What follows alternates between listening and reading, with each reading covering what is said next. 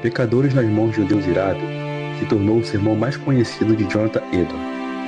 Seu impacto sobre a vida da congregação foi um dos instrumentos de Deus para o grande avivamento que estava por vir sobre a Nova Inglaterra. O sermão foi pregado em 8 de julho de 1741, na então colônia britânica de Enfield, Connecticut. Edwards havia sido convidado a pregar para a congregação de Enfield, conhecida por sua frieza espiritual, uma época em que a Nova Inglaterra começava a vivenciar um grande reavivamento, e mais tarde ficaria conhecido como o Grande Despertar. Sem querer, sua pregação foi o catalisador que impulsionou uma renovação espiritual em meio a esse movimento único na história do cristianismo. Isso aconteceu apesar de Edwards nunca ter sido um desses pregadores de voz alta. Na verdade, seu estilo de falar em público era simples, sua entonação era calma e ele usava poucos gestos. Ele simplesmente lia um manuscrito que havia preparado. Segundo a tradição, Jonathan Edwards nem sequer era o pregador oficial escalado para proferir o sermão naquele dia. Ele era apenas um substituto.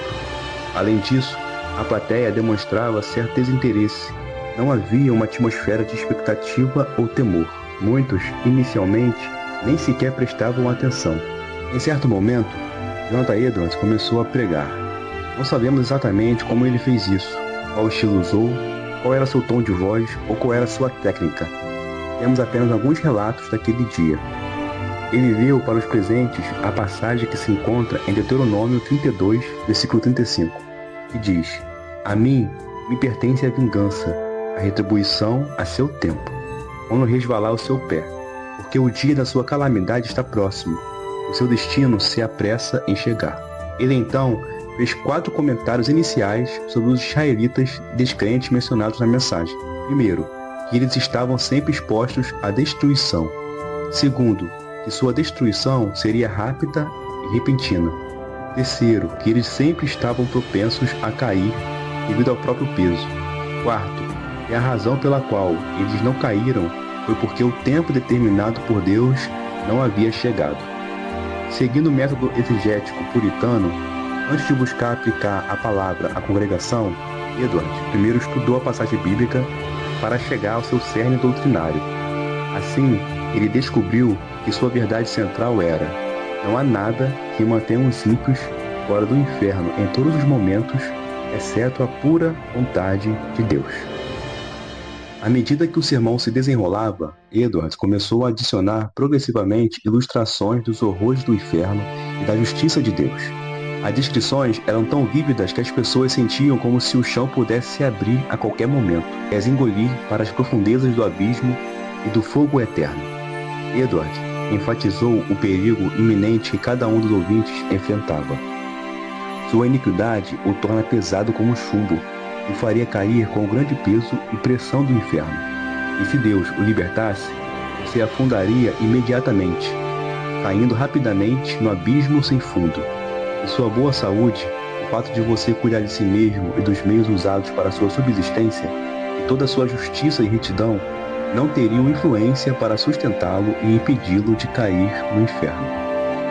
Para Edward, uma das coisas mais amorosas que ele podia fazer pelas pessoas era alertá-las sobre o perigo de não receber Cristo e sua justiça pela fé.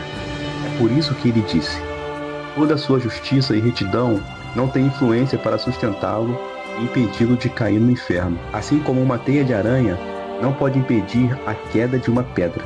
Deus o segura sobre o abismo do inferno, assim como alguém segura um inseto repugnante sobre o fogo. É somente por esta razão, nada mais, que você não foi para o inferno ontem à noite, e você conseguiu acordar mais uma vez neste mundo depois de ter fechado os olhos para dormir. E não há outra razão, além da mão de Deus, para você não ter caído no inferno desde que se levantou esta manhã. Sermões sobre o inferno eram muito comuns naquela época. Seu propósito era alertar sobre as consequências do pecado e a urgência do arrependimento. O sermão foi marcante, não porque Jonathan Edwards pregasse sobre o inferno, mas pela forma como ele fez, com conteúdo claro e apresentação intensa. Seu real interesse ao pregar mais esse sermão era conduzir seus ouvintes a contemplar a glória de Deus e a necessidade do pecador de experimentá-la por meio de Cristo. Pecadores nas mãos de um Deus irado continua sendo o principal exemplo de pregação que desperta o verdadeiro avivamento. E até hoje, continua a nos desafiar e persuadir sobre a nossa realidade espiritual.